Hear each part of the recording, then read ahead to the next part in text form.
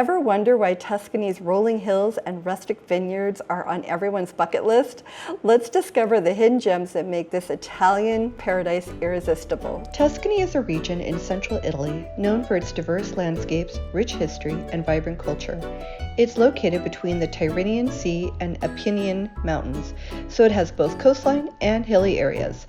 Florence is the capital city of Tuscany. It's famous for its art, history, and architecture. Florence is roughly the size of a mid-sized U.S. city, with a population of like 380,000 or so. About an hour away from Florence is Pisa, another well-known city in Tuscany. Pisa is most famous for the Leaning Tower, but it's also home to a lively student population and beautiful historic sites. To put it in perspective, think of Tuscany like a large county or state in the U.S., with Florence as its main city, much like a state capital.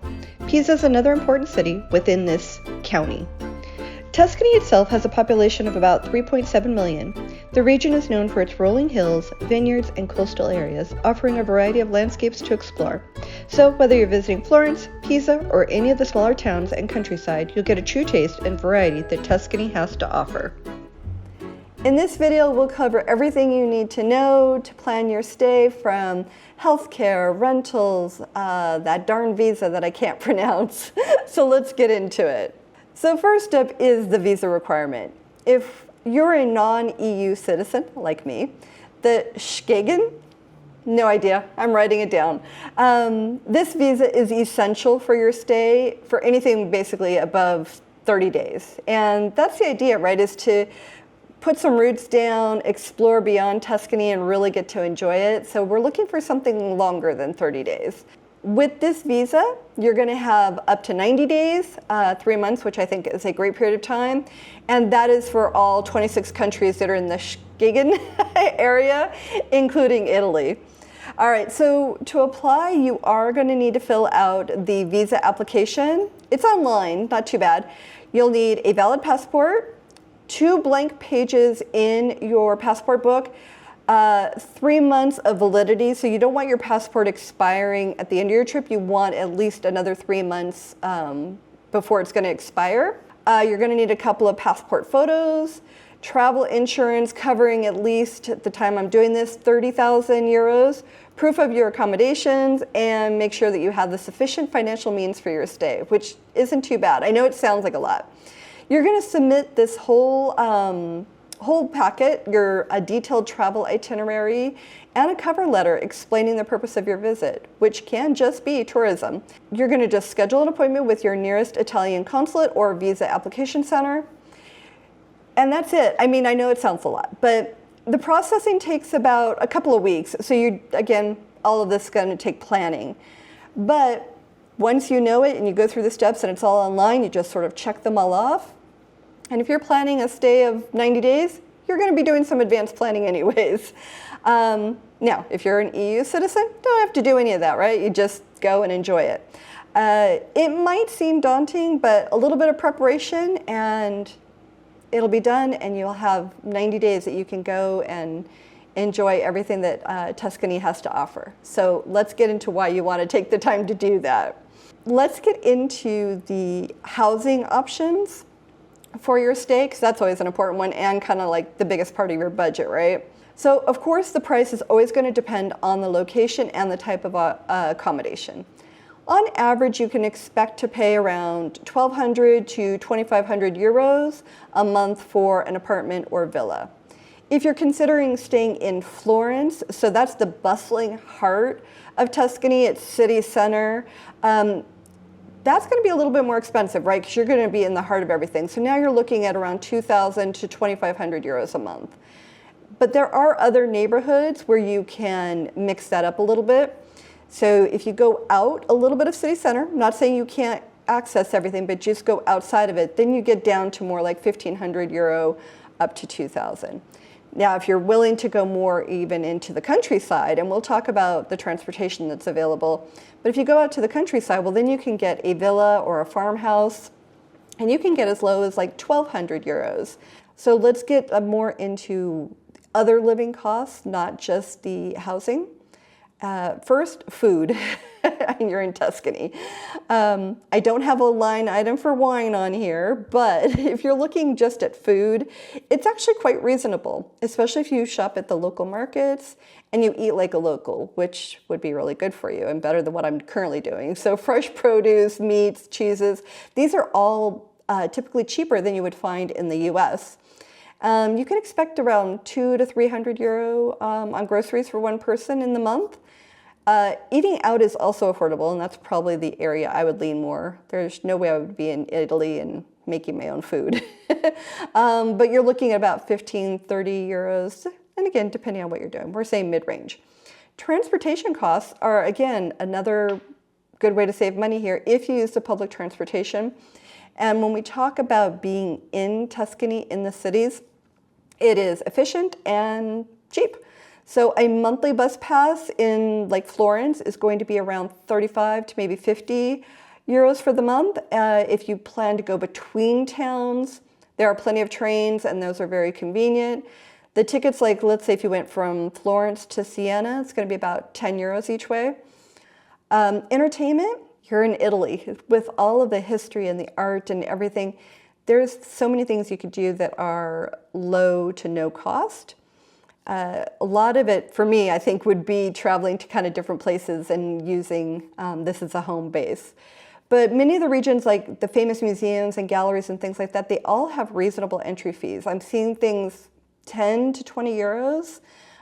So it's not like going to Disneyland that's over $100 or something now. So you will find if you compare it to the US, you can live a pretty nice lifestyle at a fairly reasonable cost. Let's talk a little bit about healthcare, because that does factor into it. There is a lot of options, and Tuscany is known for high quality healthcare. I feel like I sort of say the same thing every time. If you're comparing it to the US, it's usually better, more modern, less expensive, and the same is true for Tuscany. Top-notch medical care. And the significant thing I see here is with expats or travelers to Tuscany, they have many English-speaking professionals. And I've seen that in a lot of places, but what they have here that's different that I haven't seen is there are dedicated services in the major hospitals that are just for international patients. So I think that's really cool. And then when it comes to costs, like I said, it's generally more affordable than we find in the US. If you have traveler's insurance, you're not going to have a problem. If you go to a general practitioner in a private clinic, you can look to be spending about 50 to maybe 100 euro. Really not bad. And like I said, top-notch care. Now, the fun stuff. What are you going to do while you're staying here? It's Tuscany. There's so many famous attractions. I'm going to try to go through some of the biggest ones and try not to butcher the names too much. But first of all, there are so many iconic sites. We're going to start with Florence. This is the birthplace to the Renaissance.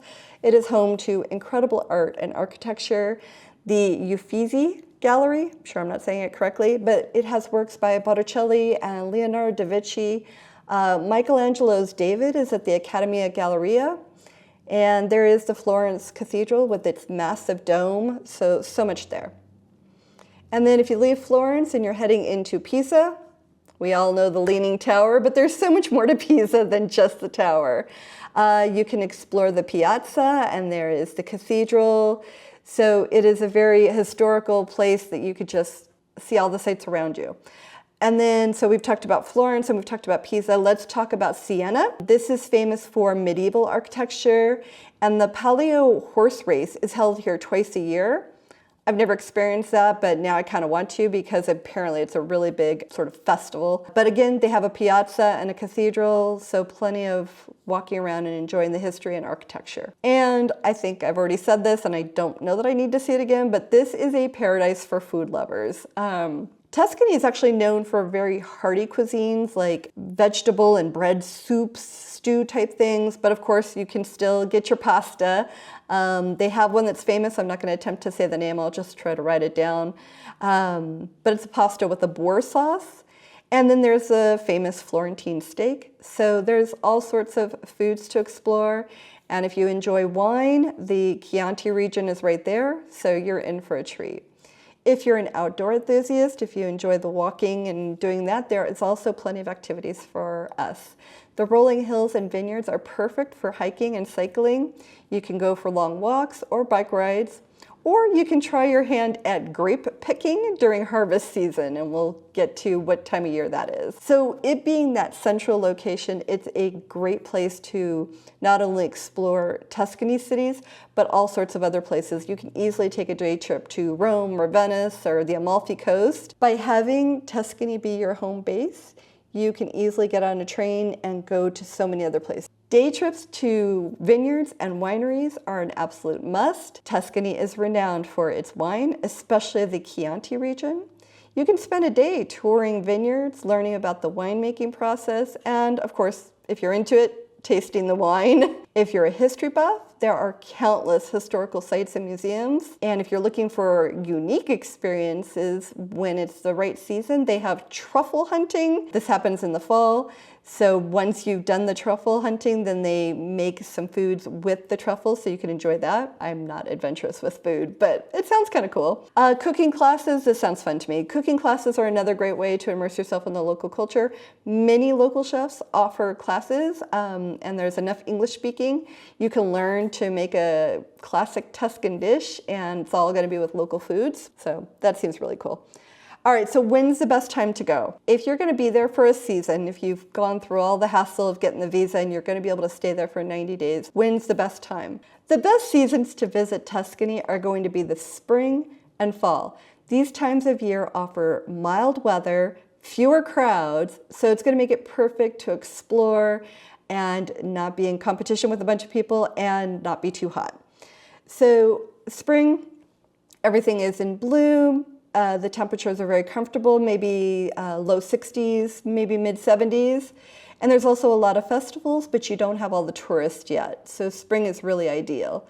The fall is another ideal season, very similar temperatures, a little cooler, but it's harvest time. So there's a lot going on with the grapes. And this is a major event in Tuscany.